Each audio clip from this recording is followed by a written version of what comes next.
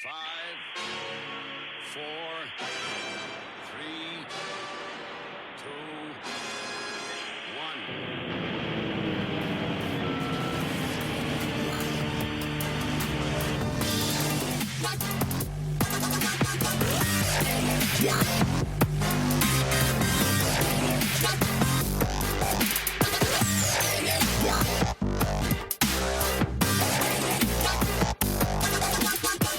Hello, welcome, bienvenue, konnichiwa. Ni hao. Ni hao. It's Amish Inquisition, episode 122 on Sunday, the 8th of March. I'm Amish Phil. I'm Amish Ben. I'm Amish Matt. And this week in the studio, we've got a special guest. We've got probably the sharpest dressed philosopher in the Northwest and the founder of Astronism, Cometan. How are you doing? I'm very well, thank you. Thanks for having me. You're welcome. Thanks for coming. Cheers. Originally, we were going to do this over the magic of internet, weren't we? Yeah, we were, but then I thought it's probably better if I come in and speak to you guys in person, because then you'll probably get a better understanding of what I've got to say and my message. And it was keeping me up at night. Really? Oh my gosh! Yeah. Really? Oh wow! That's a technical nightmare. Oh right, okay, yeah. You know, yeah. So I'm glad we appreciate you coming down. Yeah. No, that's fine. Yeah. Now, if people want to see you in person, they need to go to Penwortham, don't they? Because we've got a live lecture coming up. Yes, so on the Sunday 3rd of May, I am doing a lecture at Penwortham Arts Centre on Liverpool Road. And this is going to be the first time where I'm actually publicly talking in a lecture about astronism, about what I've been through, what I'm doing, and sort of my research in religion and philosophy. So it's going to be 2 hours, I think, or maybe 2.5 hours actually in total. And it's going to be sort of a mixture. Will there be an intermission?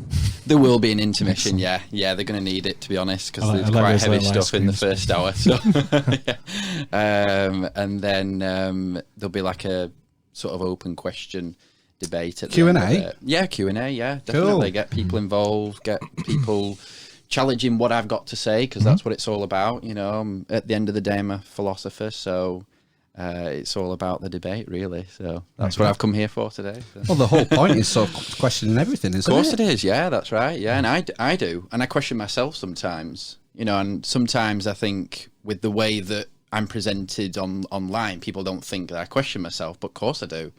You know, I question everything I do. So, you know, because I am a philosopher at the end of the day. And What are like the main themes you're going to be going through on at the event? Well, I'm going to be focusing firstly on my research for my dissertation. So I'm doing a master's at the moment, and I'm going to be writing. Well, I'm already started writing my dissertation, which is due in for August. And this will centre on my sort of my account of history, but from a religion and astronomy perspective, and sort of exploring how those two things have interacted throughout history. So going right back to the Stone Age, going all the way through different civilizations. So it's a huge topic. I won't be able to do everything. Sorry. But you know, I'm going to attempt to sort of make it understandable for you know, someone who's not a religious scholar or a student of it. So, you know, but that's going to be really important to what astronism becomes and what astronism is. It's important to sort of our identity as a new religious movement and philosophy. So it's important for me to sort of understand really Where the roots where of it's it come from. Yeah, because it's not just come from me. It has sort of a lineage before me. I mean, the word itself hasn't, but sort of the ideas behind it are much more ancient than myself, obviously. So just in 30 seconds, what is astronism? Yeah, no, I always get this, and I am getting better at briefly explaining what it is. In a nutshell, it is a mixture between religion and philosophy. So, and we can talk about what that means and if that's even possible. but yeah, it's a mixture between those two things, and its central belief is that we can receive, and that we do receive, sort of a spirituality, a purpose, a connection, or life meaning through the stars, through astronomical observation, through space exploration, through sort of any type of interaction with the stars, if you will. So that's its central premise, and that informs our worldview, which we can chat about as well. But obviously beyond that, there are a huge variety of other beliefs and schools of thought that are developing. But yeah, centrally, that's what it is. It's not looking towards God necessarily. And again, we can talk about that. They've got a loads to talk about, but it's not necessarily looking towards God for sort of purpose or meaning or guidance, if you will. It's looking towards space. It's looking to sort of where we've come from. And again, another topic we can talk about is how that plays in, how that sort of interacts with science. That's a really interesting area that is in debate at the moment within sort of our community and sort of who we are. So yeah, there's loads to talk about, but generally that is sort of how we sort of identify ourselves on a very fundamental, basic level. Sort of identifying our place within the cosmos and how we relate to it.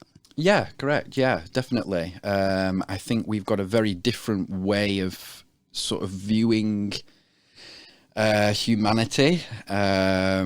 Basically, I mean, do you want me to just sort of go into sort of the worldview a little bit? Yeah, why not? Yeah, I mean, we follow what's called cosmocentrism. So there is a bit of debate as to where that origins of that word come from, but I've defined it as like what I've just said to you. So focusing your beliefs, your practices, your ideas and sort of life purpose on the cosmos, on space.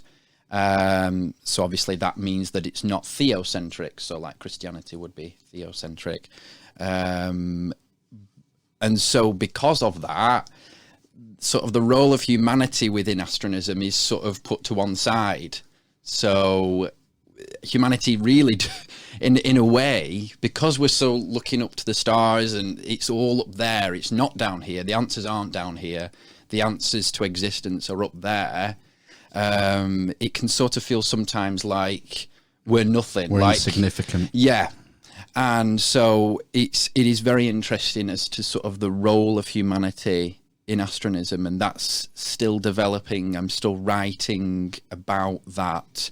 But that is sort of the general worldview is this cosmocentrism, and how that sort of, in a way, how that sort of, what would be the word, counteracts maybe past worldviews of other religions, and how that contrasts with those, which are actually quite anthropocentric, actually. Yeah. So human-centric. So like Christianity is, you know, the idea that God came to us, the idea that God came to, obviously in the form of Jesus, came to this planet out of all the other planets in this, you know, it's very human-centric. And so, you know, we're sort of the total opposite to that. Wasn't that just because it was written by humans? Well, yeah, of course, yeah, of course it is, yeah. You know, I mean, there are elements of astronomism that could be said as human-centric. Obviously, it's going to be human-centric. You know, some elements are, but we try and make it as cosmocentric as possible, you know. But yeah, we made it, so obviously, you were saying you weren't sure about where humanity fits in. Yeah, I was wondering if we would end up as top dogs again, or it might be some other species. Well, yeah, and again, like you know, sort of the role of extraterrestrial life is also interesting with astronomism. Again, there's so much to explore there. I mean, really, for myself, I've opened up like Pandora's box, really, and sort of all these new ideas have just sort of come out, and you know, I've got to now explore all these different topics that have come about because of the founding of astronomism. So, you know, it's I've got a real challenge really to try and sort of define some of the things that we've been talking about already. You know, when I say, oh, there's loads to talk about here, I really do mean it. There's a lot of debates to be had about, you know, the role of humanity, humanity of the future. And again, I'm going to be just going back to the lecture. I'm going to be talking as well about the future of religion. The actual lecture title is Astronism and the Future of Religion. So, you know, I want to sort of try and understand what the role of religion is and try and convey that in the future. So, yeah. It seems to me that one way to combat the potential pitfall of nihilism in modern mechanistic, atheistic sort of mindsets is that there is something pretty unique about our species, and our brain is like the most complex thing we know of in the universe. In the universe, yeah. We are quite special. Of course we are, Maybe that's why Jesus came. Yeah, maybe that is, yeah. You know. Maybe it is, yeah. I mean, you know, I suppose you could say that's one of... I mean, I wouldn't call it a downfall of astronism, but, you know, maybe we don't focus on humanity enough. You know, we are quite... Although we do... another central belief is that, you know, we do believe that humanity's destiny, if you will, is to explore space. You know, we believe that that is our destiny as a sentient sort of civilization, to explore space. We have the ability to explore space, or we're coming up to the ability to explore space. So, you know, we should do. You know, it's like it's sort of more of a moral thing. Yeah, we should be doing that. You know, we should want to know more. We should want to discover where we've come from. You know, so yeah, definitely. But also, like you said, you know, we are up to this point unique from what we know. Obviously, we believe that there is life on other planets, which we can get to. But from what we know right now, yeah, we are unique. There is no one else like us. But I think that opens up so many other questions, doesn't it? You know, I think the overarching question that maybe all philosophers want to try and answer is, why are we here? Or, you know, what is the purpose to this? Yep. If there needs to be a purpose, but we can get into that. And, you know, obviously we believe our purpose or finding that purpose is, you know, up in the stars. That's where we're going to find it. You know, we're not going to find it sat here on Earth, are we? You know what I mean? We could through exploration, through observation, perhaps, but we can only know so much being sat here. Or what about through internal? It's more spiritual, maybe, or thinking more like Buddhist sort of, you know, reaching enlightenment, that kind of thing, as being an alternative path. Yeah. I mean, that's a very individual thing, I suppose. Yes, isn't it is. Rather than a movement. Yes, definitely. I think there is possibility for that. You know, I mean, I've had my own experiences that, depending on how much you've read about me, you'll know about those. You know, and there are elements of astronism. This is why we're coming back to why it's a religion as well. There are elements of that in astronism. It's not devoid of a spiritual, mystical, sort of inner contemplative side to it. So that's where the religious element comes into it.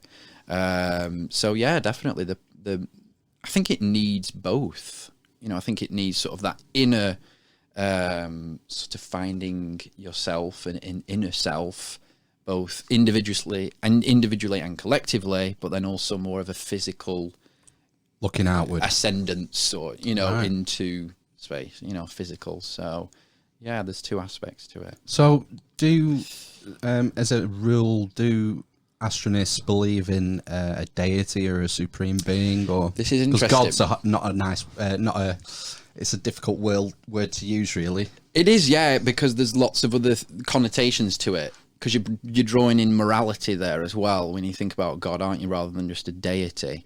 It's interesting. Well, we do have astronist theology. So there is a theology of astronism, but it's very, at this stage, quite ambiguous.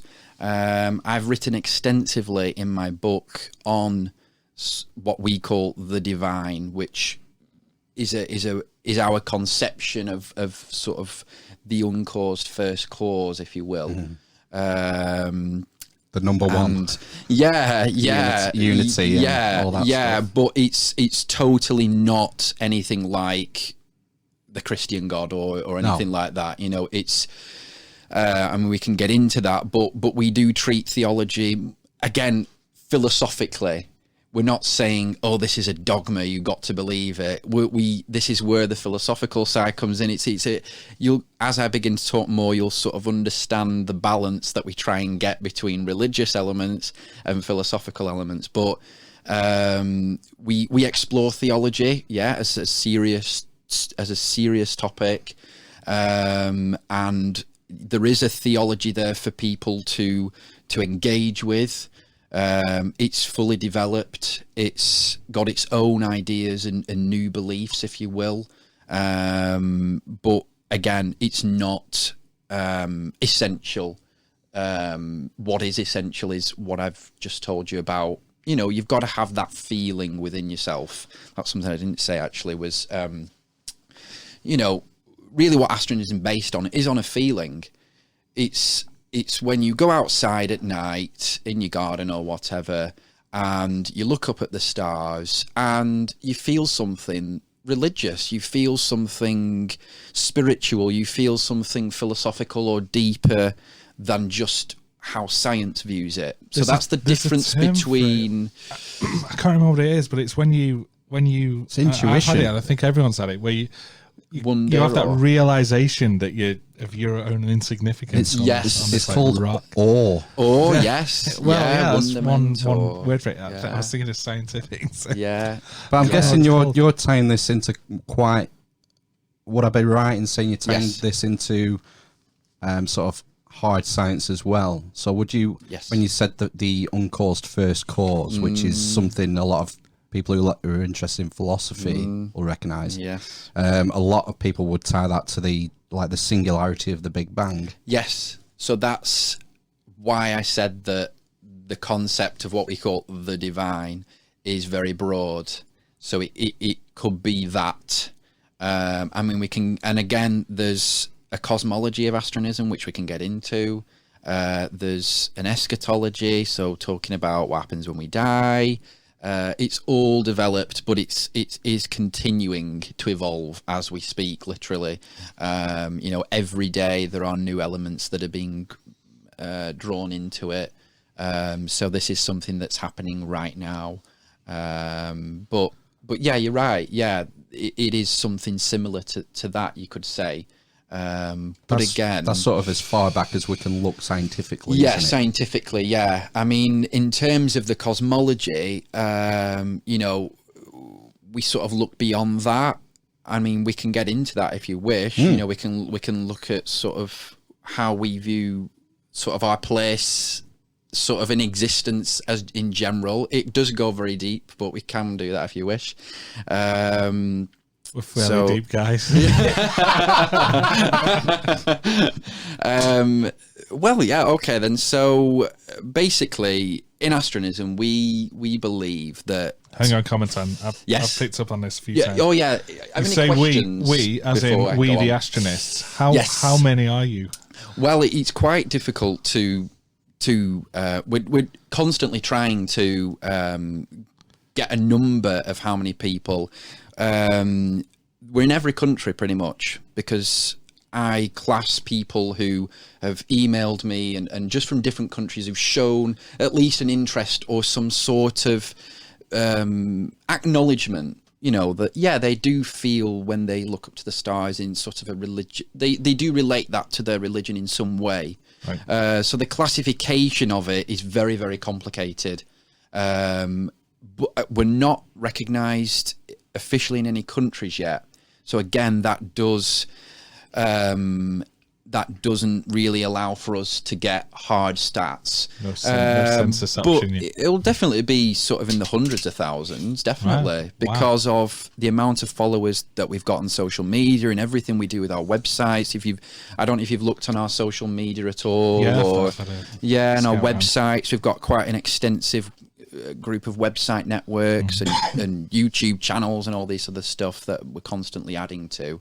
Not all of those followers will be astronists or would consider themselves astronists, but a good portion of them will. And I'm receiving emails all the time from people, who just want to get in contact of all different ages, which is really interesting as well. It's not just the young. There are sort of older people interested in it as well. Because I think that's one thing that people always think of as, it's more of like a, old people are sort of stuck in the ways. And I've sort of seen a difference to that, that a lot of them are actually quite open and quite, want to sort of explore these things, so it's quite there's good, no really. doubt that the traditional religions are on the decline, definitely, and a lot of people, I mean, there's scandals going on constantly, whether it's the Catholic Church or pick your poison, and obviously people will get disenchanted with them, won't they, when they hear enough about that. So of course they do. I guess people are looking for something new, aren't they? And obviously I hope that astronism is that for them. At this stage, we are sort of, you could say, unorganized at this stage, or attempting to be organized. We don't have sort of all this sort of baggage, you could say, behind us, where we, but as I was saying just before we started, there is a lineage there that goes back a long, long time. That's something I'd like to talk into. about, the history of astronomy and the foundations of religion, because it's something I'm really interested in. Yeah. So should we go to cosmology first or history first? What should we... Let's skirt around the cosmology a bit, okay, and right, once we okay. reach- No, yeah, that's good. I like to explain it. And the more I explain it to different people, the clearer it becomes in my mind as well. Because when you write things down, sometimes they're different to how you say them. So basically in astronism, we believe that we call what you would say the universe, we call that the cosmos. So we don't, again, the terminology is different. So we call that the cosmos. So what started at the Big Bang and is continuing today and everything we know is the cosmos. And what I interpreted from just existence is that everything's limited. That nothing, even the Big Bang, we know that it had a beginning or that it started, or I find that fascinating how we're able to, little old us on this earth, haven't even probably left the earth yet, and we know how well, we think we know how old the universe is, which I think is brilliant, but the fact that we know how old it is means that it's limited in some way. And the fact that it's expanding, again, it's limited in that sense. It's expanding into what? Well, yeah. Not at the end. Yeah. So from that, we believe and sort of understand the word cosmic to mean limited, actually. That's how we understand that word. That's the differences in definition. We consider everything to be limited. So for the fact that we won't be able to leave this cosmos, for example, we'd never be able to get in a rocket and actually fly past the periphery, if you will. That's what I was going to ask. The cosmos. Yes. Would you think there's a possibility there's other universes or other realities? That's what we're coming to. So, well, you're thinking because I the right suppose the one, other right? thing is if it's all limited, that's something that I've kind of thought of in the past. Yeah. Everything has a beginning and an end. Yeah. To a certain extent. Yeah. We're all recycled and born from stars and all the rest of it. But yeah, I mean, is it a limit then to the number of possible realities? Well, what I sort of gathered from that was, so the universe is expanding and it's actually accelerating. We know that, don't we? That it's accelerating in its expansion. But then the question always arises: what's it expanding into? What is it expanding into? Mm-hmm. And so, to sort of, as the cosmology was developing, I thought, well, it's got to be expanding into something, and that something to me would have to be possibly an infinite realm, perhaps, which we might disagree on, but this is where we're heading in the cosmology of astronism.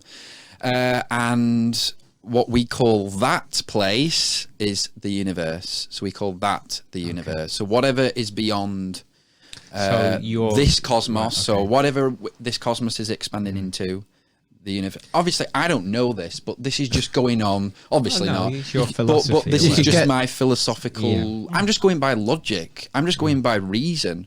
Okay. You know, I'm just thinking. Well, if we're expanding at such a rate, and we're accelerating in that, what are we expanding into? So that's where that came about. And then obviously from that, if something is infinite, if this space beyond the cosmos is infinite, then it should, in theory, be able to have an infinite amount of cosmoses, which is where we come to the multiverse theory, but we actually call it the omniverse, just because the multiverse suggests that It's limited. there's a limited amount of them. Omni is So all. instead, we call it omniverse instead, which I think actually existed before I used it as a word, but that's what we refer Omni to is a that. prefix. Yeah, correct. So omniverse is sort of the infinite collection of cosmoses. So yes, in astronomism, that's how we interpret, the universe and on that logic, if you will. So where does the divine play into that? Well, I mean, again, this is interpretative, but I believe that. So obviously, if something's infinite, so we're saying that the universe is infinite, beyond this cosmos, that whatever that is out there is infinite.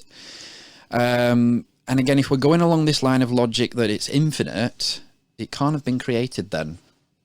So it can't have been created if it's infinite. Can there not be an infinite amount of gods? Deities? Well, I don't know, possibly. But if we're just going along this line this line of logic of that it's infinite, then it can't have been created. So how did it come about? Well, it's always existed. So in that sense, we don't really need the concept of God in that sense, because ultimately then we're sort of we're going along the lines of like Hinduism possibly, Yeah, I and was going gonna down say, yeah. that road a little bit, How are you where it's defining sort existence? of infinite sort of existence beyond our limited existence. So, but then also I thought, and this is where the divine comes in, or the concept of a God, what's sustaining everything? What is keeping? What we come back to the Big Bang? What sort of triggered that? What is sustaining this everything? What is sustaining each of these cosmoses? Yeah, I was gonna and say, so if you that's have- where sort of this concept of a sustainer comes into it, or some type of person who or entity, if you will, that is making things run as they are. The very fact you have multiple different cosmoses in this theory within something that may or may not be infinite or bound. Yes. The cosmoses themselves, cosmoses? cosmoses. Themselves, yeah. By Good word. definition, must be bound by something. Well, that's what I within was that thinking. Yeah. Infinite nothing. Correct. Yeah, because obviously that infinite nothingness, that can't really would that have the function to sustain each of these cosmoses? Probably not. So that's where the concept of the divine had to come into it somewhere. How would they leak into each other? Would it be cosmosis? No, well, right, yeah, we can come to that. Yeah, we can. You can come to that concept But would in a it? minute. Would it? Yeah. No, As an aside, but would these cosmoses? They wouldn't. I don't They wouldn't think so. interact with each other at all. No, I don't think so. Because they're limited, and what there's a word for that. It's called transcosmization, which is a word that I've created to sort of this idea that you can sort of get beyond the cosmos, that you could get beyond it. That's what that process would be called if you could do that. But because everything within the cosmos is limited, you can't leave it. So we can't leave this cosmos or anything within it, or even the cosmos itself. So it's almost They'd like never be able to touch perception because filter. It's like Hotel California. they'd never be able to interact because the space between them's infinite. Yeah, yes. Do you know what I Even mean? if there's an infinite amount of cosmoses, the space is still infinite between those two. So they can never interact. So that's why you can't. So yeah, that's sort of the gist of it, really. But yeah, hopefully I feel like it's kind of watertight, really, logically. I mean, there could be holes in it, but that's sort of our conception of, the beyond. Well, the idea is you put it out there and then, bring us some holes, I guess. And that's where that's right. Your conversation That's where it develops. comes Of course it does, and that's the whole point of it. The the reason why I'm sort of beginning now, because I started this when I was 15. So it's been like 7 years. I'm nearly 22 now. So the only reason why now I'm starting to talk about it more is because I want people to not attack, but because I do get a lot of attacks. I do, yes, I get my fair share, but constructive, maybe this concept doesn't really work well, or, I found a hole here or a gap here, so. Do you take that on board and modify your view, or do you stand against it? It would depend, really. I mean, if I found a hole in what they were saying, then I probably wouldn't. But if there is a process that is developing right now where astronism will sort of bring in new ideas and reformulate itself in a way to those new ideas. If they are accepted, it wouldn't be something, just off the cuff, like, oh yeah, they've said that, so we'll change everything now. It wouldn't be that. It'd have to go through serious, a process, a process that any organization would look at and think, right, okay, this guy said this, he's written it down, he's spoken about it, is it a serious amendment to our theory, like a scientist would have to peer change review. Yeah, like a scientist would have to change their theory, So that, again, that's how it's a philosophy, not just a religion. Because cosmology is in religion. I mean, you could laugh at what some religions see as cosmology, but they do have their own cosmologies. So it is a religious subject as well. But I think the approach we take is philosophical, and that's the difference. We're not saying that this is true, and that's the difference. Right, we're saying that this is a theory, and we're saying that it's logical to us. If you can find holes in that logic, by all means. But obviously, a traditional religion would say this is true. This is the So truth, I could come in here tonight and say this is true, and you've got to believe it to be part of astronism, or even you've just got to believe it. Believe it if you think it's logical. Yeah. Believe it if you think it's rational. Because that's the only way that it'll stand up, and that's the only way that it'll stand the test of time in today's world. Maybe if I came out with this 2,000 years ago, everyone would have been like, "Oh my gosh," Burn him. Yeah, probably. But been in today's roads world, involved. yeah, definitely. But Give him the boats. yeah, but obviously in today's world of science, and hopefully bringing back more philosophy, we hope, yeah, it's all about. I think most people listening wouldn't think that you're saying anything controversial. Yeah, I hope not. Yeah, I mean, I've obviously thought about this, as you probably can tell, for quite a long time, and written about it. Sorry, and in the Omnidoxy, which is the book that I've written, this has been spoken about and written about by myself, extensively. This is something that's taken years to develop. Which sounds funny because I've just been able to tell you about it in 5 minutes. But, those types of ideas don't come overnight. They take a long, long time. But it's kind of annoying when you think, God, I can just explain that in five minutes. But I've been thinking about it for years, trying to come to that sort of ideas and those conclusions. Well, that's the whole point of it, isn't it? To get to a point where you can have an idea and explain it. Yeah, definitely. So You talk that's about sort of the gist of it. like the goal of astronism. Yes, as being mankind venturing out. Yes. What do you think we're going to gain from a theological or philosophical standpoint? What do you think we'll gain by exploring the cosmos? A huge amount. Firstly, by knowing more, I think that will inevitably progress us in all ways. In physically, our physical selves will hopefully advance beyond us. Now we'll have to adapt our bodies to these new environments. So again, that's one thing. But more theologically, finding other life will significantly. Would you say that is the number one sort of game? It's a game changer. It's a big one, yeah. It's probably the big one, isn't it? For all the other religions. Yeah. It's like... Yeah. Gone.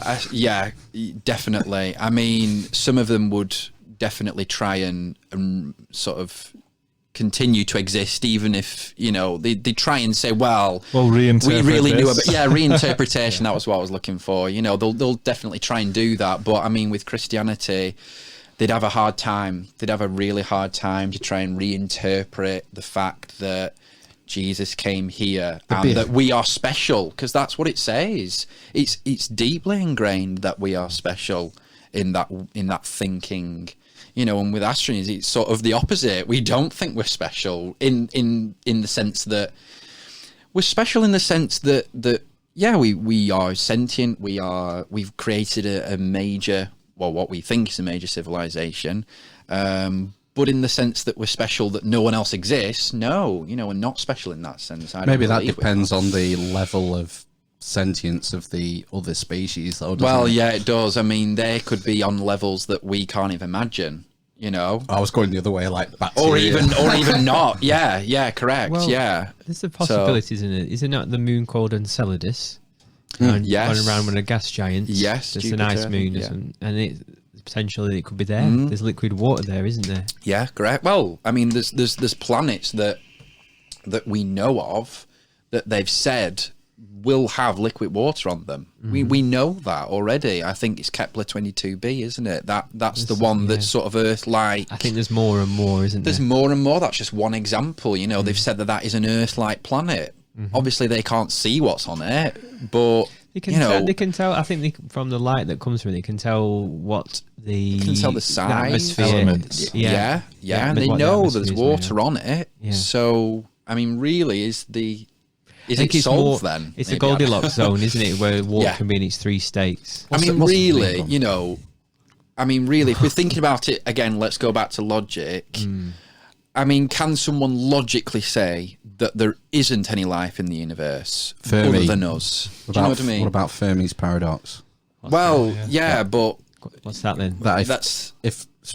No, carry on. If there was intelligent life out there, because the universe is so I might be getting this wrong, because the universe is so massive that it would have found us by now. Is that roughly? Something like that, yeah. Well, yeah, I had interpreted it as, because it's so big and the probability of it, that there is life out there. That's how I interpreted that, but I don't know. We'd have to look it up. But you're right in that sense. Because of the age of the universe, 7 billion years. It's expanding. Yes. If there wasn't, say a biological creature had a race, species, had a 1 billion year head start on us, they would have developed the technology to pretty much conquer the universe. Sort of thing. I suppose the other They side. might have done that and died out, and then we. Yeah. Well, there is this argument that there is actually. a cut-off point for all civilizations where they will essentially annihilate themselves. It's like the great filter as well. I don't know if I think that's linked to Fermi's paradox as well. Right. Is it not the other thing as well, that it might just not be possible to travel those distances? The thing is, at this stage, if you look at these guys who are researching like the possibilities of alien species, we're taking a jump to assuming that life forms will be carbon based and that they will require water. There could be species out there that are silicon based. Yeah. And they breathe nitrogen or whatever. Yeah. It's like there's a whole. There could be possibilities different are- elements elsewhere. The fifth element. 146, whatever there is at the moment. Yeah. Gaps, isn't there? Yeah, there's gaps, I and remember there's making them. and there might be Yeah. a whole different table somewhere else. Well, we Yeah. create new elements, don't we? Yeah, Don't the we? large There- As we hadron go thing. on, yeah. Ununonium, Unobtainium. So they do make them, definitely. yeah, they do make them. Pentium. Yeah, the possibilities are really endless. But it's interesting because I did. I'm also involved with there's multiple movements going on. Astronism's not alone, and that's one thing to say, is that we aren't the only one that is. I mean, we're the only one that is sort of got our specific beliefs, but there are. I'm in contact with groups in America. The biggest one is what astronists call the space philosophy movement, and they are deeply involved. I mean, America loves space exploration more than us.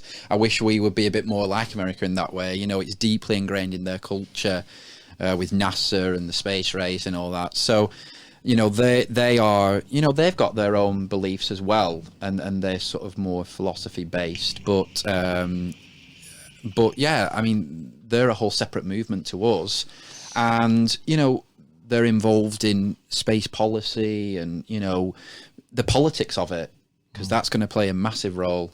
I mean, that's like a whole other podcast, the politics of it, but it's kind of scary as well. But so yeah, I mean, so from that we can sort of gather that as we go out into the cosmos, into space, you know, what are we going to be believing in? What is our psychology going to be? What is our, you know, how are we going to change? We're going to need things to believe in or to think about.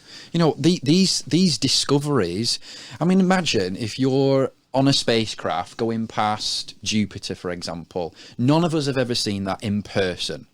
That's going to change your worldview, isn't it? That's going to change the way you think. You know, even if we get to Mars, that's going to change us in the way we think. So, you know, we're going to need something that... We're going to need new religions, new philosophies, new ways and belief systems to deal with these things. You know, we're going to need that. But I did an article, and the reason why I spoke about the space movement in America is because I was just published last week on their website, and the article was why space exploration needs to be a religious endeavor.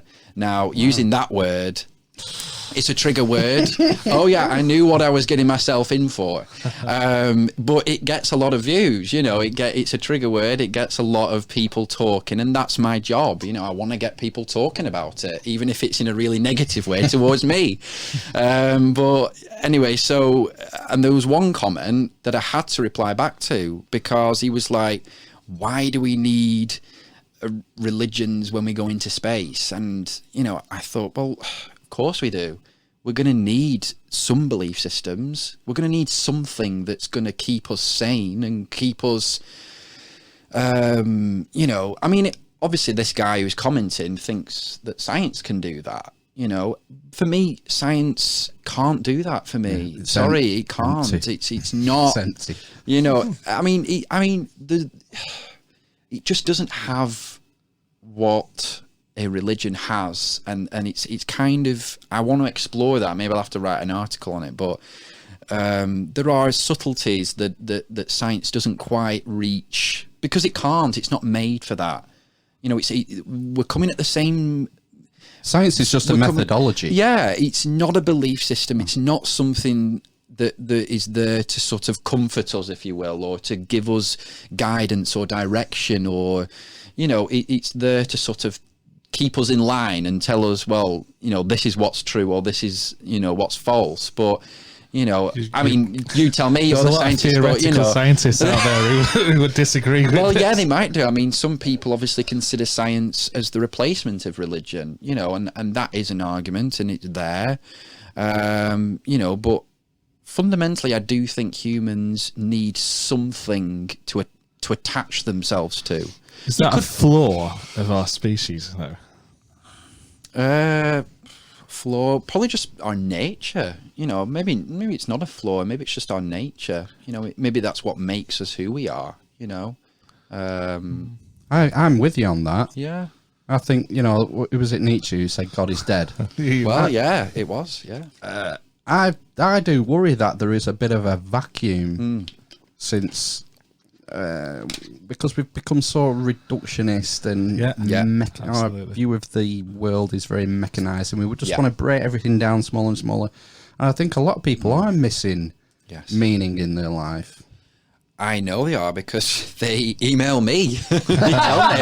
So I get emails all the time, mainly from people younger than me, like teenagers and stuff, who really, some of them, they don't have any meaning in their lives at all. They see their future ahead of them, and all they think about, or all they're being told to think about, is, you know, how much money you're going to be making, what's your career path, and, you know, it's a very, I don't know, it's scary. It really is scary, you know. But I mean, I'm lucky enough to have a purpose that is beyond that is you know, beyond sort of just making money or just living for living's sake. You know, I've got something to live for. So I think that's the difference, is that some people just don't have that, you know.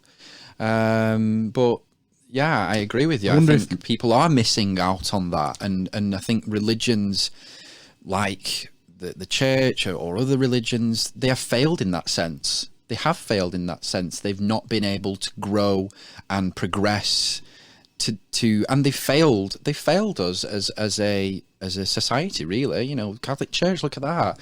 We just talk about the abuses in there and everything like that. That's failed us in that way. So these organizations, you know, they've not been able to move on, and they've had to sort of we need another reformation, watered down, maybe. Well, yeah, but into what? You know, I don't know. You'd have to talk about the future of Christianity. Vatican-funded space travel. Yeah, well, it's interesting. Automobiles got warp drive on it. It's ironic, isn't it? You know, they've got their own observatory. You know, well, a lot of the old, they've contributed. Definitely. I mean, they were massive pioneers in astronomy. Of course they were. The Yeah, church. Jesuits. Yeah, the Jesuits How were. far do you want to go back? All the priesthoods, Egypt, Babylonians. Yeah, you know, they were all astronomy there. was the primary function of them. Yeah, absolutely. Which is ironic, but it's ironic We're looking that for God, right? well, yeah, but I mean, that's possibly.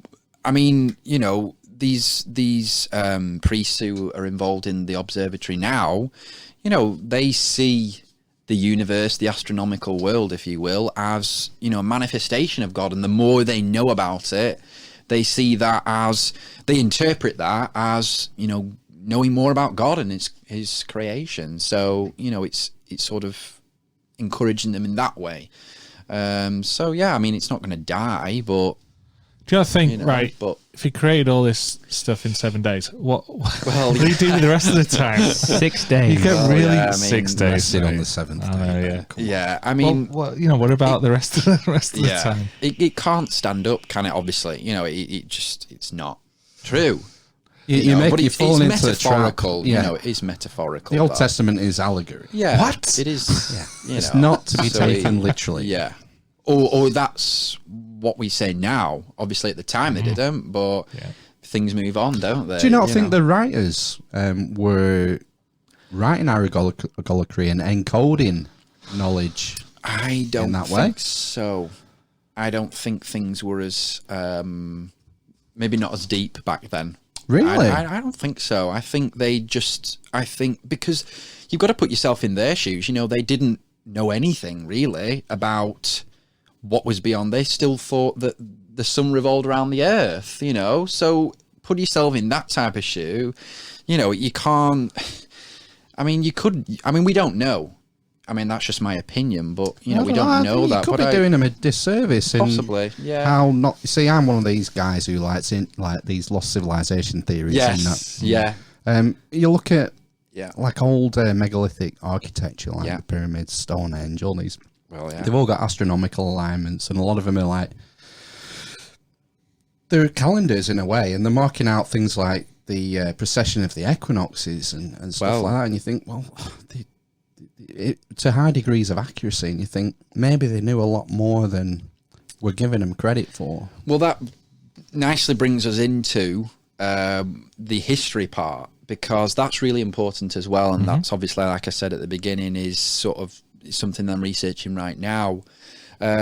So put yourself in my shoes. I've got this astronism is forming, this sort of new religion philosophy is forming, but then I sort of thought to myself, well, I can't have been the first person to ever think in this way.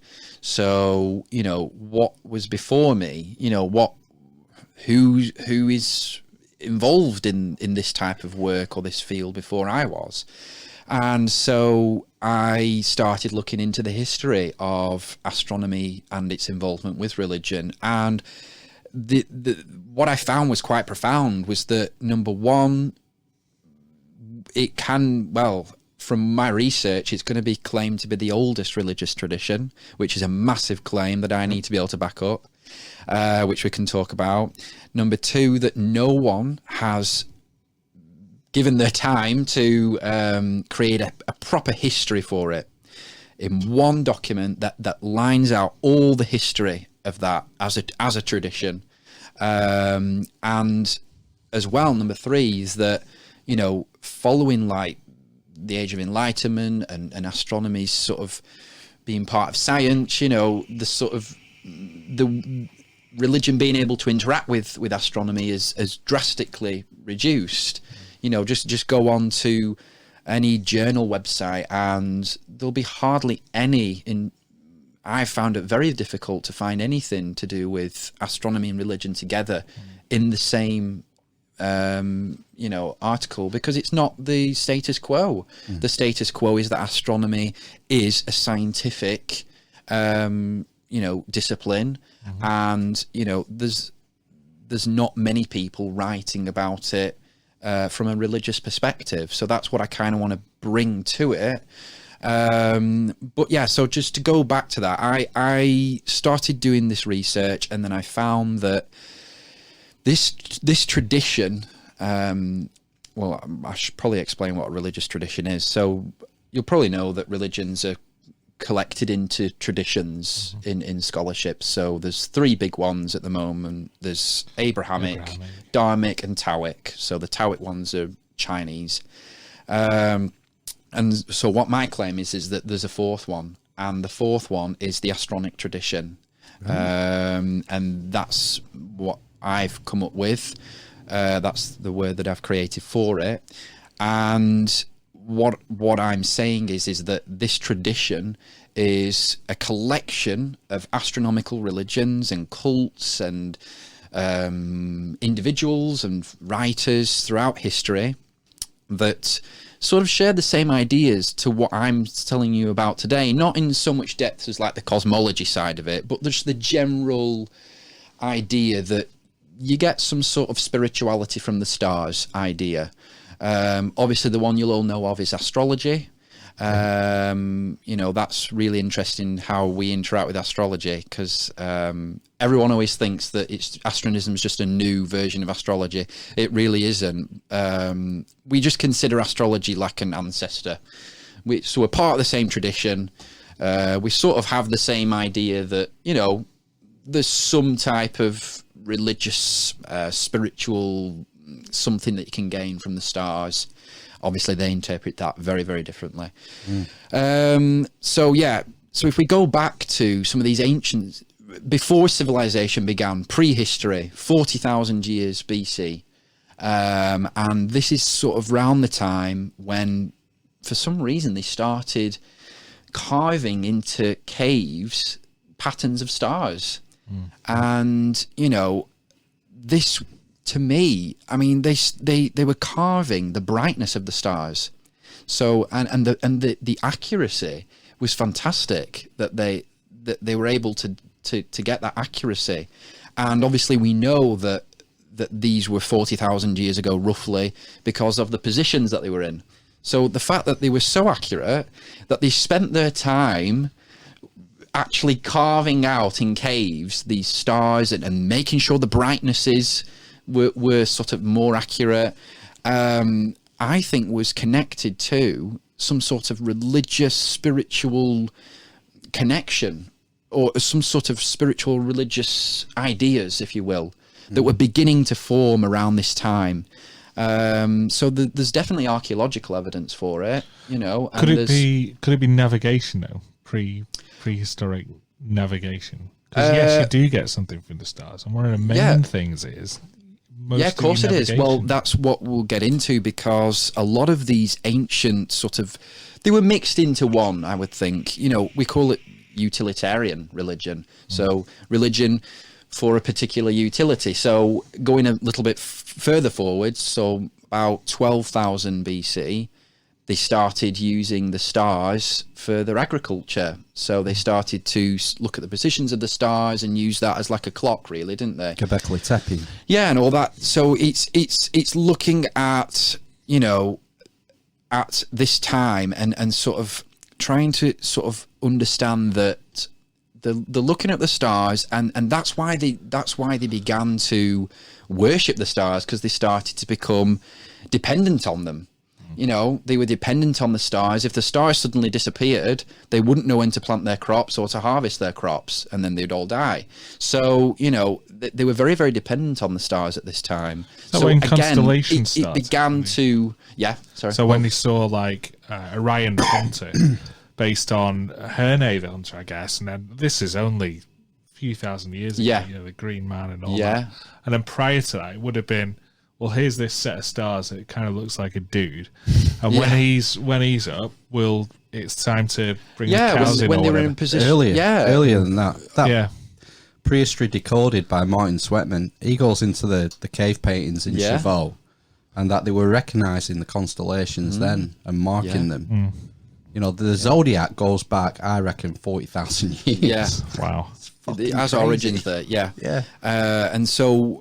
What I want to do is really relate this to a tradition of religion, to really ground this in sort of archaeological evidence, and relate that to anthropology. So how humans have developed and how our civilizations have developed. There's much more evidence as well, hard evidence for astronomy's involvement and an interaction with religion in ancient civilizations. You know, Egypt, China, all the ancient civilizations used astronomy, and it was deeply intertwined with religion. It was, you know, tied sun to the gods and all these types of things. So this is all part of it, and but no one has really looked at that and thought, right, I'm going to do a full history of it, and I'm going to call it that tradition. Just like Abrahamic traditions stem from Abraham, this one stems from much further back. So it's a big job, but I'm up to the challenge. I want to do it. You can still tie them into those religions as well, though, because it's linked to the processional cycle. Of course it is. So like with the procession that is due to the wobble on the Earth's axis. It's a 25,920 year cycle. Right. Okay. And I'm not telling you. Right. No, you're right. But like each age is 2,160 years, I think. 216. Yeah, because it adds up to 18. 9 is the magic number. Right. So, like, we're just entering they talk about the age of Aquarius. So when the sun rises on the spring equinox, the sun is housed by the constellation of Aquarius. So the previous 2,106 years was the sign of Pisces. Right. What do we think of Jesus? Fisher of men, loaves and fishes. Yeah. Pisces sign. The sign before was the sign of Aries. So that ties in with Abrahamic religion. They they worship the origins bull. of Judaism and all that. And then the previous processional cycle was Aries, which we Taurus and Aries. Taurus the bull, Aries the ram. Aries the ram would be Judaism, and then previous to that would be Taurus the bull, and that ties in with ancient Egypt, the Apis bull. Right. They venerated the bull, and it just goes back as far as you can go. Leo. Well, this is the theory that the Sphinx is 10,000 years old. Right. Because there's this geologist from Boston University called Robert Schoch, and he caused a big stir in Egyptology because he reckons that the erosion on the Sphinx and on the Sphinx enclosure was caused by water. And there hasn't been significant rainfall in the Nile Delta for over 10,000 years. Right. So. But it so happens the Sphinx faces due east. It so happens that, 10,000 years ago, on the spring equinox, the Sphinx would be facing the constellation of Leo. We're in the age of Leo. Yeah. Which is mind-boggling. Yeah. So, it's all linked together. Of course it is, The astronomy is a common thread through religion. As far back as you want to go, I reckon. Absolutely. But no one's Star of in... Bethlehem. Yeah, definitely. That's there. And it's influenced all different religions, really. Islam as well, it's influenced. So it's... Right. You know, I mean, even look logo. at it's on the Star and the Crescent. You know, it's there right in the face. So it's been everywhere really, but it's not really been, you could say, appreciated in the way that, especially not in religious scholarship. Definitely not. In some ways, is astronism going back to the roots then? Definitely, 100%. We want to go right back to, we want to bring it back to that. Yeah, definitely. All this other stuff, put that to one side and go right back to where we all began. I mean, really, religion did begin with burials, really, they think. But this started really early. It's maybe the second or third form of religion was to do with the stars, astrology, worshipping the stars, and then that developed into astrology, and then we come all the way up through Middle Ages, and we get Nicholas Copernicus with his the heliocentrism, and then a book that you'd like if you don't have it is by Giordano Bruno. Do you know that guy? I know the guy, the philosopher, isn't it? Yeah. He was burned to the stake in 1600 for his philosophical views of cosmology and the cosmos. And really, I look to him really as one of the first people to sort of write in the similar way that I do. Like an astronist martyr. Yeah, a little bit, yeah. But he never knew that he was astronist, maybe. But yeah, I mean, yeah. You can gloss over that. Yeah. So, I mean, he was writing about... this is the idea that he came up with the idea of cosmic pluralism, which is the idea that not only this planet has life. So even in the 1500s, that idea was beginning to form. He was writing, maybe not in such a, there was life on other planets. He didn't write it like that, but those ideas were beginning to form. The idea that we weren't the center of the universe, the idea that we might not be the only ones. So a lot of it began with him and his writings, and the deeply philosophical, brilliant. It's only a short piece as well, but ironically, he was killed by the church, and he was good friends with Galileo, and was that we know what happened there. Yeah. So unexpected.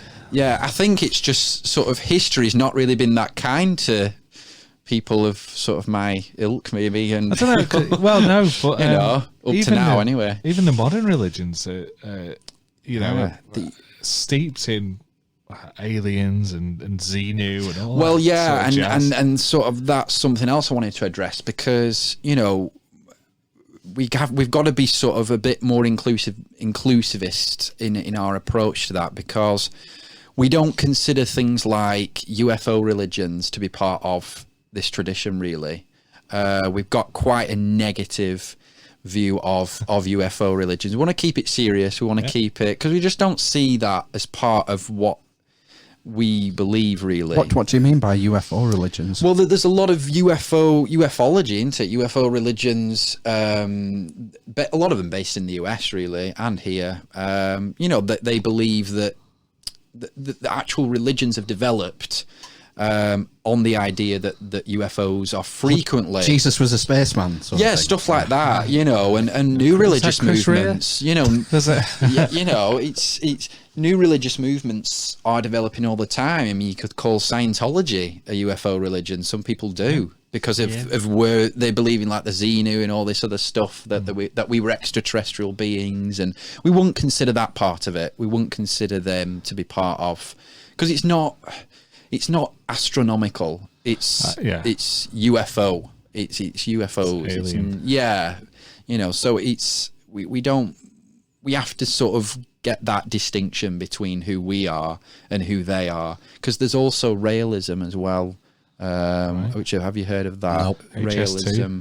That's a religion founded in like the 1970s, I think. And that's more like a UFO one, where they believe in like extraterrestrial beings came here and made humanity and stuff like. Do you know what I mean? Stuff like that. Yeah, Like he's actually Prometheus. called Rael. He's called Rael, the guy who founded it. So, yeah, I mean, we have to distinguish ourselves from those things. Do you not to keep worry us- about the baggage that comes when you use Well- the word religion? Well, yeah, I mean, this is we can get onto that topic now of sort of why we want to be called a religion, or how we are a mixture of the two. Because I've had, I've had many conversations with people in the USA who are part of this space philosophy movement that I was speaking about earlier, and a lot of them have criticised us for calling ourselves a religion, but also they don't like the fact that we combine philosophy and religion together. They don't see that as practical, which I kind of get their viewpoint on that. We're still trying to struggle with balancing those two things. But yeah, I think so far, the fact that we have used the word religion to describe astronism, you could say hasn't helped. Because people look at religion, the word, and immediately they think Christianity, Islam, or something that believes in things that aren't logical, or things like that. But to not say, to leave out that it's a religion would be to forget and to sort of miss out an important part of it. There are parallels to be drawn here. So you are defining this tradition, this astronic tradition. Yes, the And you've astronism included sits in. astronism as a religion within that. Yeah, But there is also space there for other, like the SPM guys in the Yeah. States, the other religions that could sit within this tradition. yes, Yeah. Which is exactly the same as what you said about cosmoses and the infinite. Yes. So you're trying to define the infinite. which Yes, is no yeah. mean feat. yeah. It is. But all these religions can fit inside. So are they receptive to that? Are these the American guys, for instance? Are they receptive to be part of the astronic tradition? Yes, you're trying to define? they are more, because especially if we say, because there's the word astronic tradition can be split into two. It's astronic philosophy and astronic religion, or religions. So they like the fact that they can sit in the astronic philosophy part of it. But yeah, they don't mind that. Yeah, they would like to be part of, and I consider them to be part of that. Yeah. They're leading in sort of practical space travel and sort of how we actually do that, and some of the more ethical, philosophical questions that are going to arise. Should we be exploring space, with the way we've treated this planet, for example? Should we be doing that? This is a philosophical question. It's an ethical question that needs to be answered. So yeah, they would be part of that. Yeah. But I mean, officially, astronism, I've again had to come up with a new term for this, but is an organized philosophy. That was the best way that I could sort of understand it. Not So an what I've orthosophy. done there, maybe that could be another word, but I want a credit. in the Omnidoxy. I'll give you a credit for that. Obviously, that comes from the word organized religion, and then I've just put that in front of philosophy, and try to understand it in that way. The reason why I've done that is because it is organized. It's got an institution. It's got an organization that I'm leading and want to develop. It's not something that's like Buddhism, for example, which is very unorganized as a religion, really. It's not like that. I do want it to be quite centralized. I want there to be an organization at the center of it that is responsible for it, that is sort of Well, I wouldn't call it that, but yeah, I mean, taken, yeah, I think. yeah, it's been taken, but bit of baggage with that one. yeah, a bit of baggage with that one, yeah. But you know, I want it to be sort of organised because then we can do things like accept new ideas more easily. You can also lay down some rules. And Some laws. rules, yeah, which you know we have to do that, you know, sometimes, and we have to for it to be publicly understandable. You know, how do we get this out there? We need an organisation to help us do that. You know, it's not just gonna go by chance. I don't like things by chance. So, you know, someone said to me once just leave it and it'll get out there eventually. And you know, I mean, it might do, but I don't like to leave things to chance. So just It's like this podcast. we'll just really. sort it out, really. yeah. Just set up an organisation to make sure that it gets out there. But so that's why I call it that. And you know, as you'll be able to tell from the way I've described various beliefs, trying to get that balance between the two. You know, religious topics, but from a philosophical perspective. You know, not just dogma, but you know, looking at things more openly and sort of with a philosophical spirit, if you will. You know, so Do you foresee like an equivalent to a church or synagogue? Yeah. I see, like, I definitely see buildings, yeah. You know, maybe planetariums, maybe, or, you know, or observatories. That would definitely be, yeah, great. We need more of them. You know, we don't have enough. I agree with you. 100%. But there's not enough funding. The reason why is because there isn't a culture for it. There isn't a mass understanding and passion for it like there is maybe in the US, you know, and even that's dying out in some areas. You know, it's not in the mainstream media enough. It's not. You know, they could have a debate on TV about Christianity, but what about this topic? You know, they often. Well, it's Max. It's awe-inspiring as well. You only have to stand underneath the Lovell telescope. Like I went recently at 36. Yeah, I'd not been for 30 years, probably, maybe slightly less, and I was still had that like, fuck me, that's massive. Sort of. Everyone does. I mean, we're bound to, aren't we? We're tiny compared to that, so you know. I think you know, it's always going to stay the same. That I think artificial lighting has done a huge disservice to us in some senses. Easy to ignore That- the sky now. it is. You can't see See if it, you live in a major built-up area. Most people, me included, have never seen the Milky Way. No. Really? You've got to go to a dark Yeah. spot to see it. Yeah, of course you do. Beacon Fell or whatever. Yeah. So I Whereas, think you know, our forebears, they Yeah. would have witnessed this every night. Well, that's what I mean. I mean, you know, that's why I relate it to sort of religious beliefs. Because imagine if we could see the Milky Way in our back garden without needing any telescope or any, you know what I mean? Without even needing, Yeah, you know, it'd be any- amazing if it was like all of a sudden. Do you know what I it was, and mean? everyone was Like, "Fuck, that's you would amazing." think And then, like, wow, you know, next Tuesday, everyone's gosh, like, "Oh, this is like, Corrie's on. I'm not going to bother looking at the Milky Way. Do you know what I mean? So, yeah, you're right. It has done a big disservice to, well, astronomy in general, really. And It's a our lot- psychology, I think. You Yeah. know, we've lost touch with our place where we are in the universe. And this is where we can come into some really interesting debates that are taking place right now, which is, I mean, for example, I was in a lecture last week about Aboriginal culture and how, I mean, that's interesting because I'd never really thought about them in relation to the astronic tradition but from what was said last week in that lecture, the stars were an important part to them of their faith as well, a very, very important part, and apparently they go back to at least 60,000 years.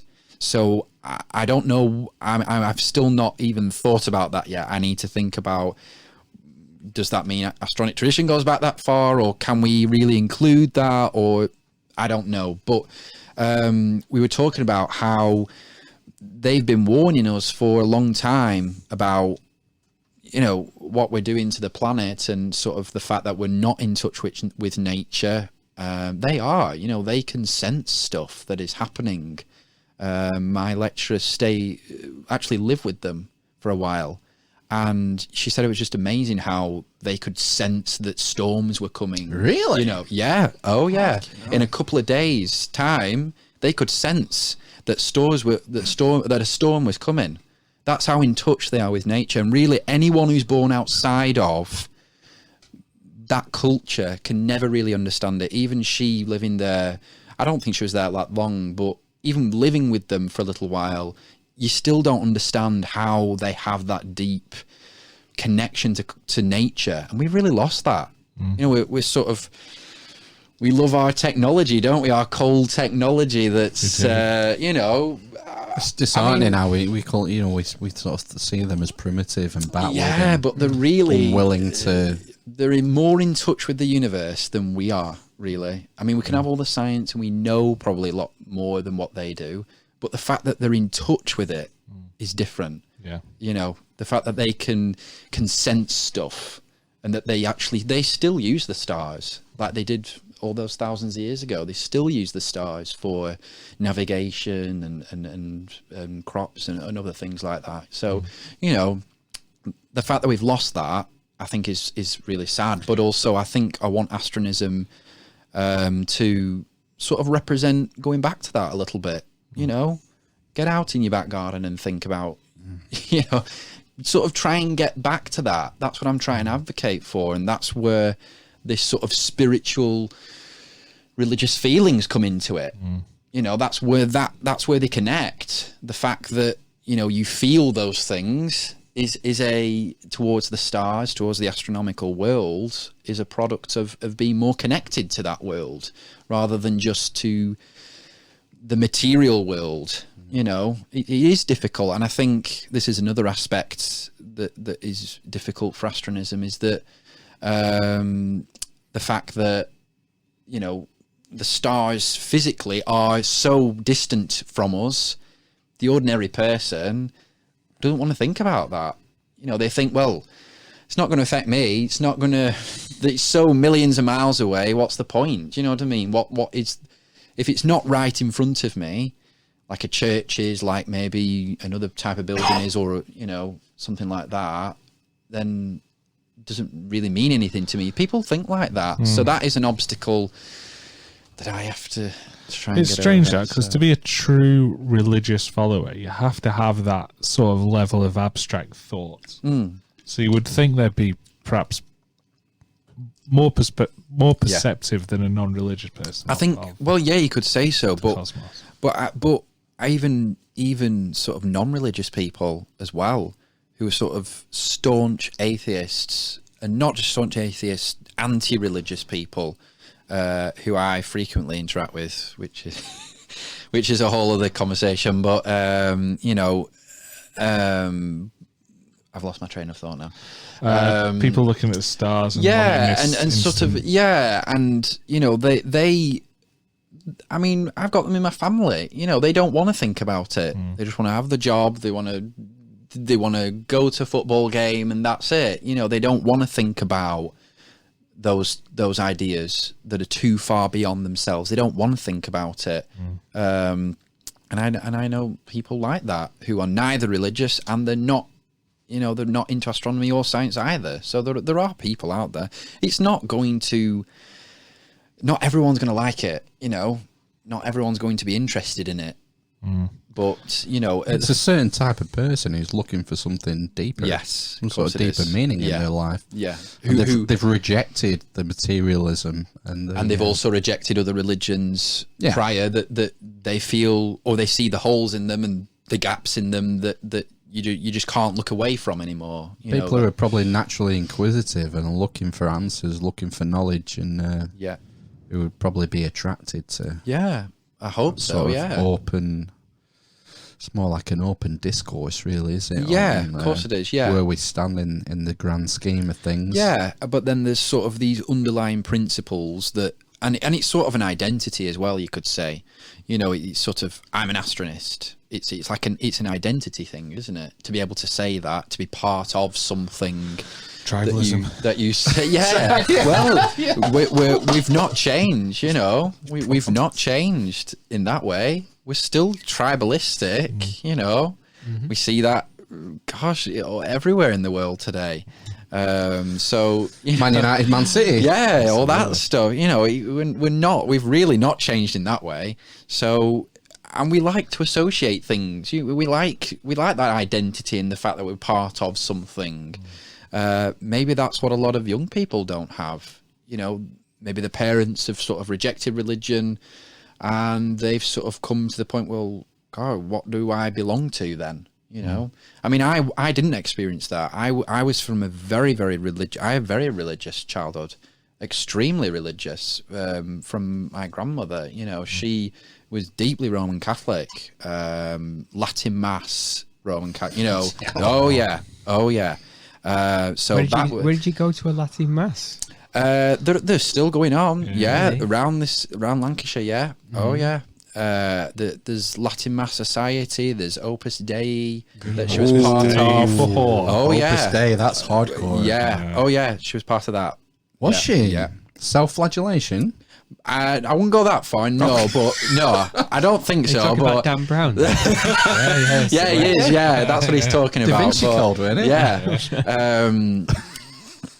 But and they've got organisations across. You just don't see them. They're on the sort of underground. Sorry to go on about the point, but is that genuinely somewhere like a public Roman Catholic church? Yeah, there's one in Salisbury, I think. It just does masses in Latin, and that's it. Yeah, right. I went there. Yeah, is that right? Okay. Childhood? Yeah, Salisbury, and that's probably part of quite the a few in Roman Manchester. Catholic Church. Yes. Right. Yeah, they sort of they didn't agree with Vatican II. They didn't agree that English was the right, or all different languages were right, that they wanted to stay with, Latin. Why is Latin the right that. language?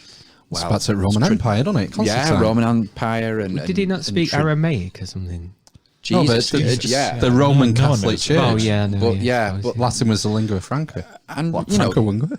Yeah, and Frank Lampard. and people don't like to change, do they? They like to stay as they are. Some people do, anyway. So yeah, but I was never really interested in it at all. All my cousins were interested. They were all altar servants, all involved in that.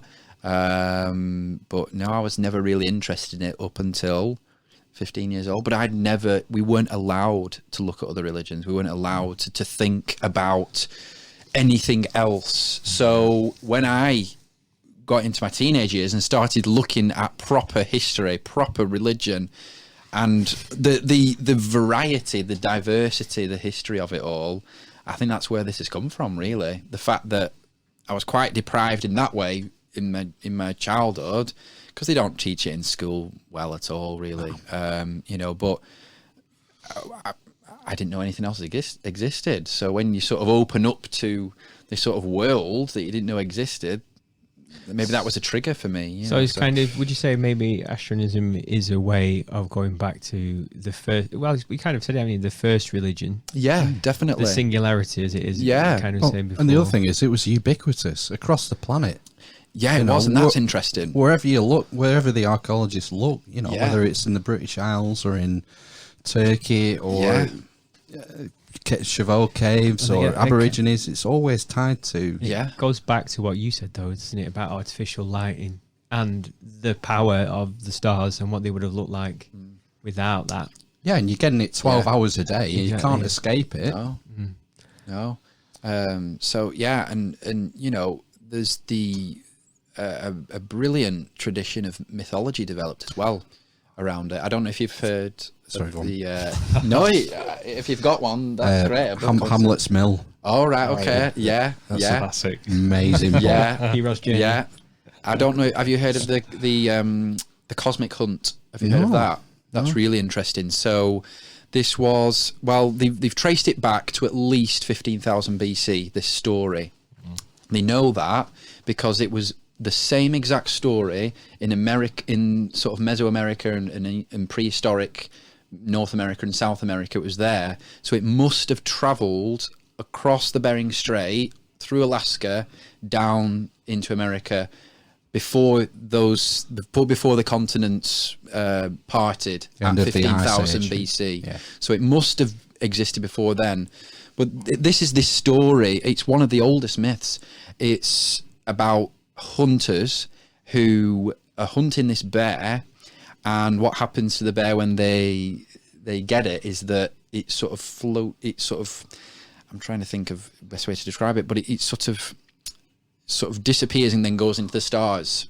There was that type of idea of that the stars were sort of where you went after you died. So you know, and through a bear constellation. That's where it came from. Yeah.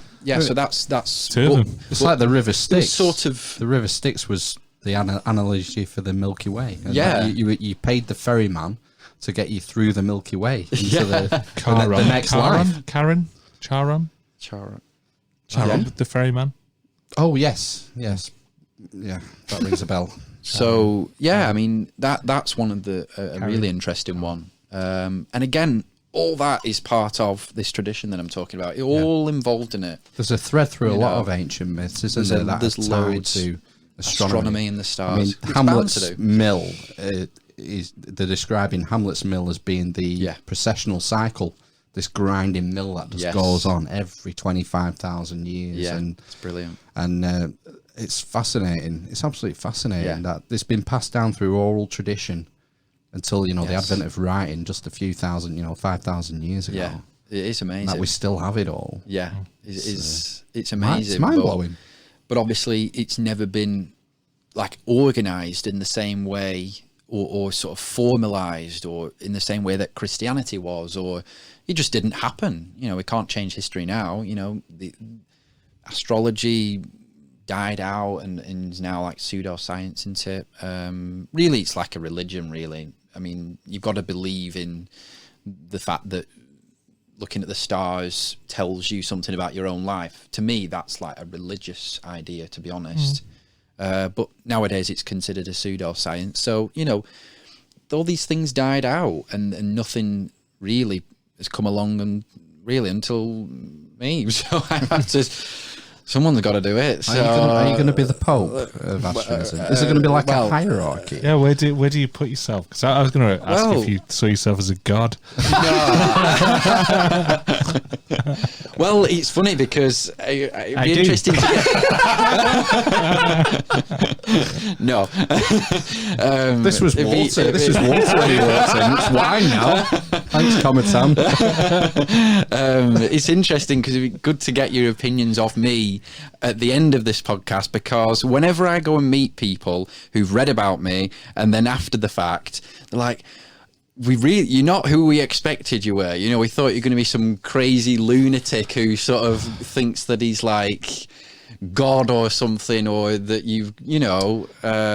so, you know, I'm definitely not that, but, you know, I am the founder of this. You know, I've created this word and I've gone through experiences and stuff to be able to create this book. You know, what book's that? The Omnidoxy book. We've not talked about that. We've not talked about that, which we can do. Just one thing about this, how it might develop. I obviously don't know what my role will be. I can't tell what history is going to paint me as, but you know, it could develop beyond me. You know, someone else might want to take it over. I don't know what I'm supposed to do beyond what I'm doing now, which is just spreading these ideas, telling people. I've just got a message to send, you know what I mean? And do my research. I don't know what I will become after that. Obviously, I want to be involved in this organisation that I'm trying to establish and trying to get, you know, funding for and trying to get people interested in, you know, but I don't know. You know, hopefully I can continue to do this for the rest of my life. I hope, because I love it that much. You know, I wouldn't have dedicated this really crucial part of my life, you know, my teenage years and sort of my young adult life to this if I didn't really believe in it properly and really love it, you know. So, but yeah, so yeah, the Omnidoxy. Well, really, it's entwined with how astronism developed, really. So from about the age of 15, This is when it all began. I wanted to first become a writer in general, really. I'd never really done writing before that. So I write mystery books as well. I do children's books. Jesse Millett. Yeah, Jesse Millett. Yeah, that's the character. That's where it all started. And it was astronism was actually called Milletism at the beginning, from his name. But then there was it wasn't really the best word because it mixes with other words like militarism and all these other things. So we had to change that, and it developed into astronism anyway. But yeah, at the beginning, it was a totally different word because it was from this character that I had sort of created.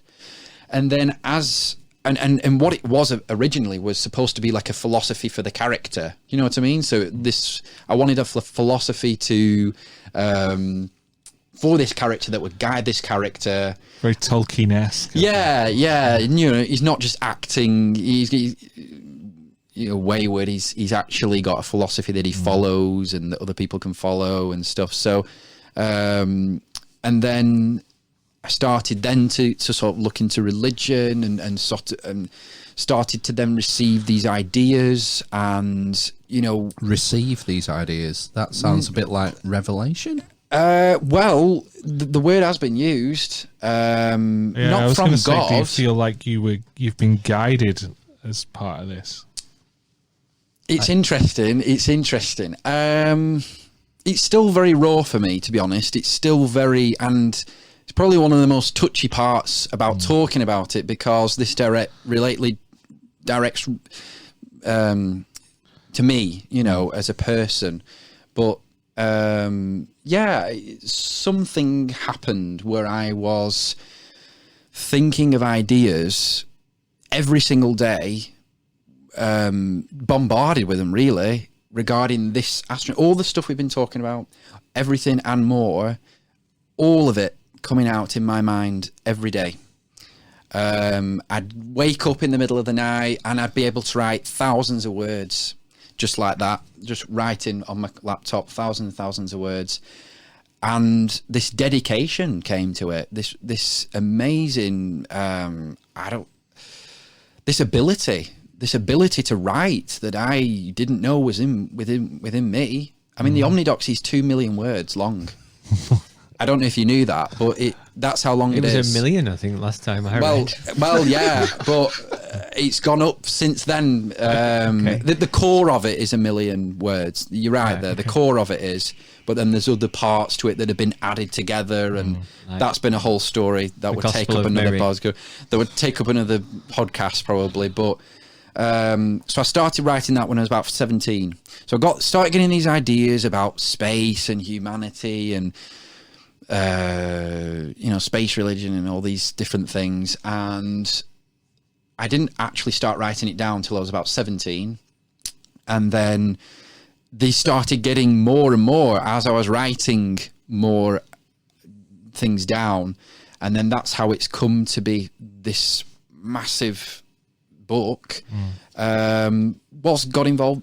No, not directly. No, obviously, no. I'm not saying that something out of the sky came and divine told inspiration. Me these things. No, but we do refer to it as being inspired, though, because there must be some inspiration from somewhere. I talk about it in very rational. Where does an idea come from? Well, yeah, that's the thing. But where do ideas come from that are so specific to this, everything that we've been talking about? Where do they come from? In a very extreme, it was very extreme. That's all I can describe to you.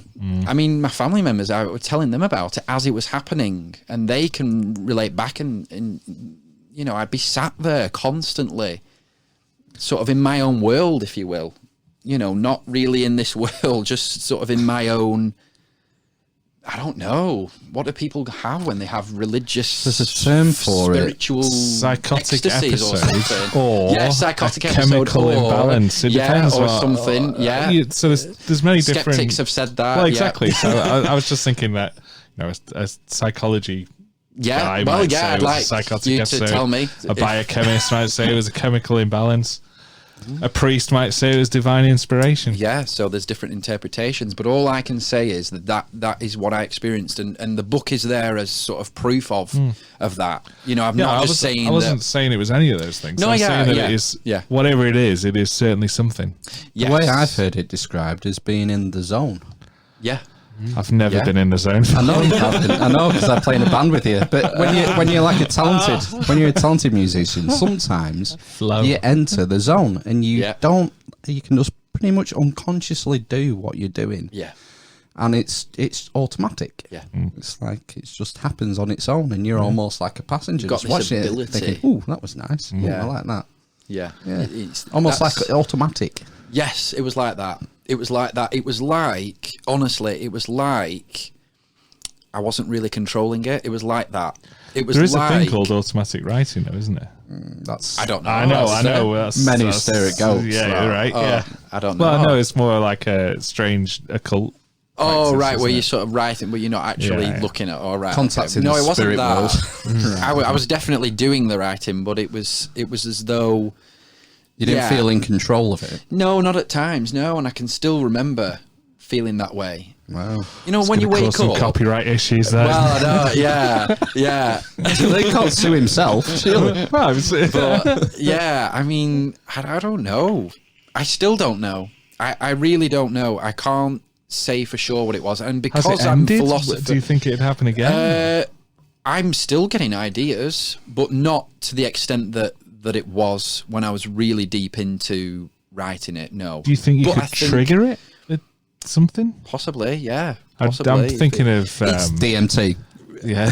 Well, yeah. I mean, well, someone the said that to me. Rastafarian And no, religions. I've never done anything like that No. because someone did say, "God, you must have done something to get to that Smells level some to be able to good write." acid, man. to be able to be able to write that much, you know, you must be on like speed or something to be able to, you know, do that. But no, never. So, No. so it went in this period where like the floodgates opened. Yeah, How much you floodgates write in a day? Definitely thousands of words. I mean, in time, because I can't. 1,000 words to me is. I mean, like for like 6 hours a day, 2 hours a day, 5 hours a day. Well, it fitted in with my like normal life as well, Right. You know, but night times, during the night, when I wake up in the morning, any free time that I had, I was writing. Wow. No exceptions, and I'm still like that now. I am a workaholic. I'm always doing something with this. Always, you know. When I get home tonight, I'll probably still be up at bloody 1 o'clock or whatever, doing work or something, you know. So it's that dedication that you really can only get from sort of, Well, I don't know, religious. a religion is a way of life. That's the It is, the and that's what etymological I am, you know. origin. Yeah. But what was your question again? Because I don't think it was something about. How much writing? I was just trying to conceive of like a number. Specifically, I mean, in one weekend, I remember I wrote about 20,000 words in sort of one weekend, which, to put it into perspective, how much would that be in terms of a book? Sounds like the end of my bachelor's degree. Yeah, well, it's like a dissertation, isn't it? Dissertation's 15,000, so I wrote about 20,000 in one weekend. That was Right. yeah, It takes me about 2 weeks to write 2,000 words. yeah.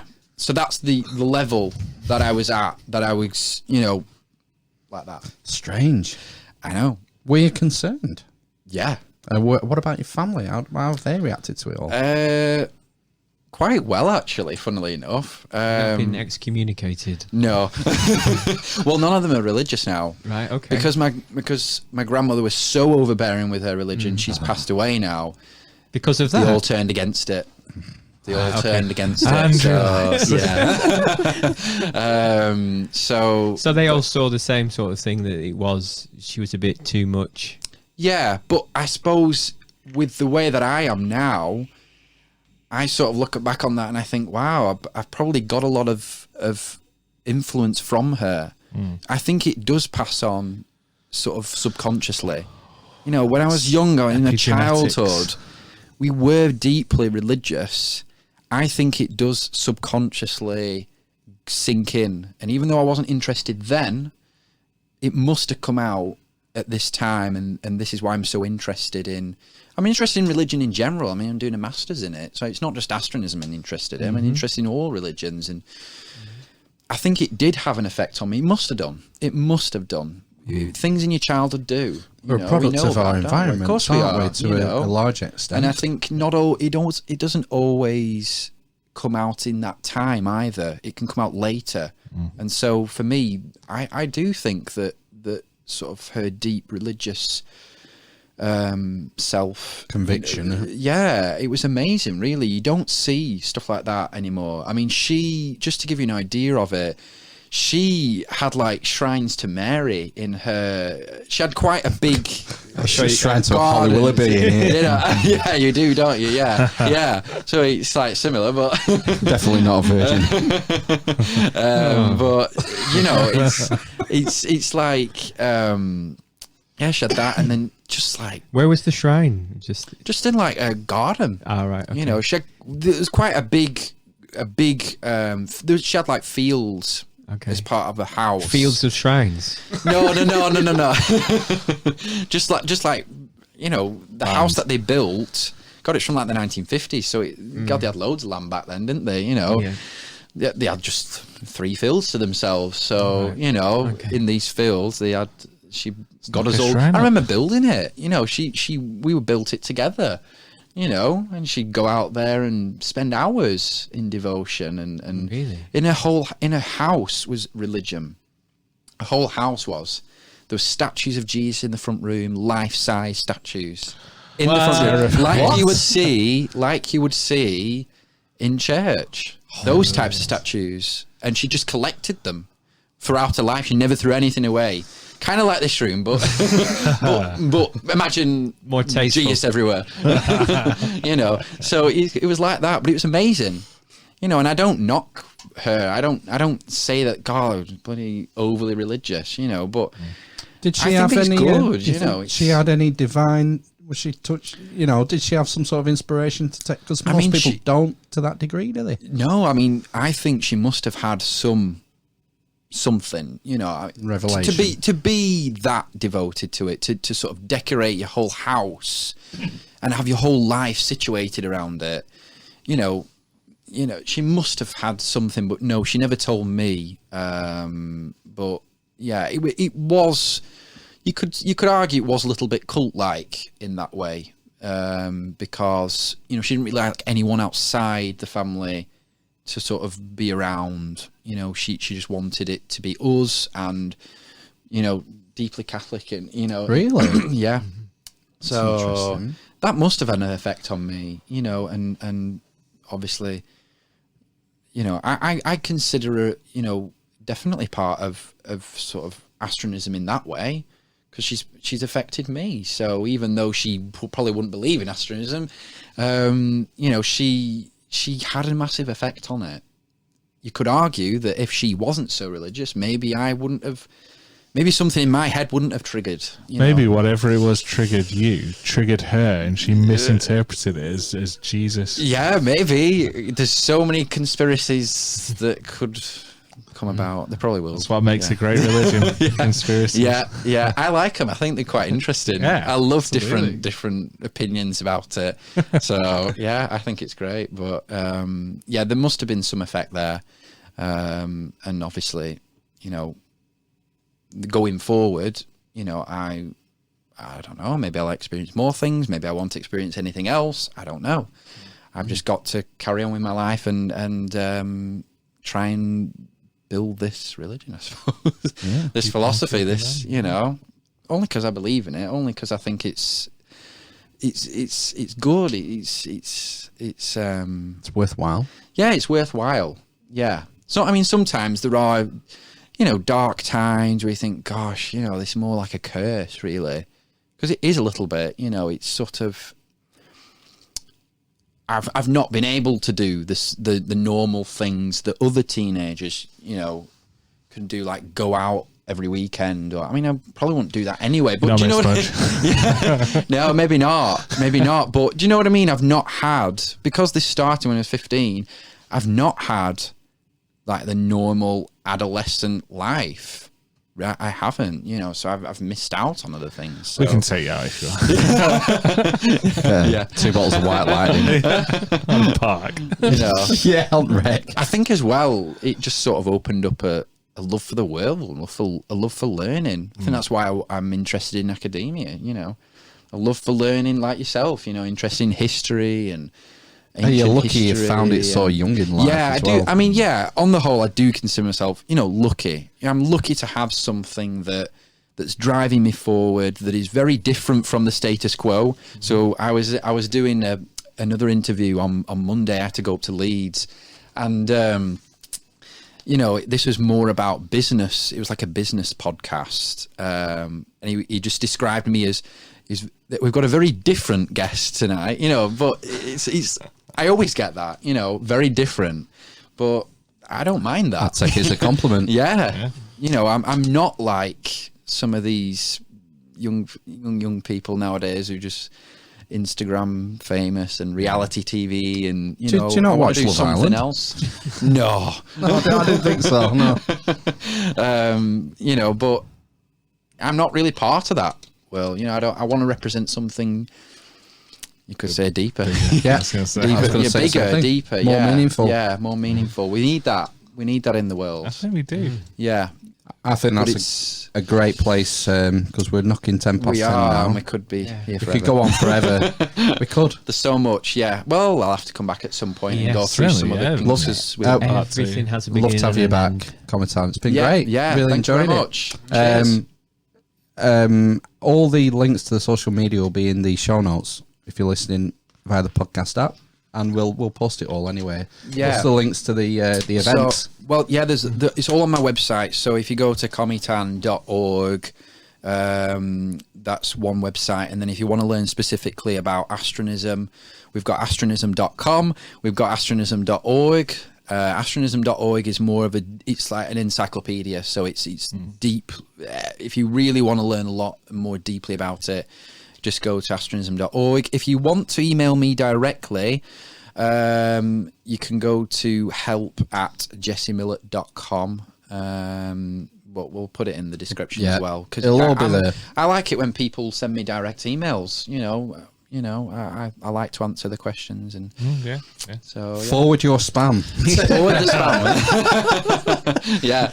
Right, well, on that note, thanks Okay. for coming. Really Thank you very enjoyed much. it. Yeah, And we'll thank see you you, next Cometan. week. So yeah. Eavesdroppers, have a good week. Take it easy. Praise Ciao. Jabulon. Praise Jabulon. We'll come forever. Epstein didn't kill himself.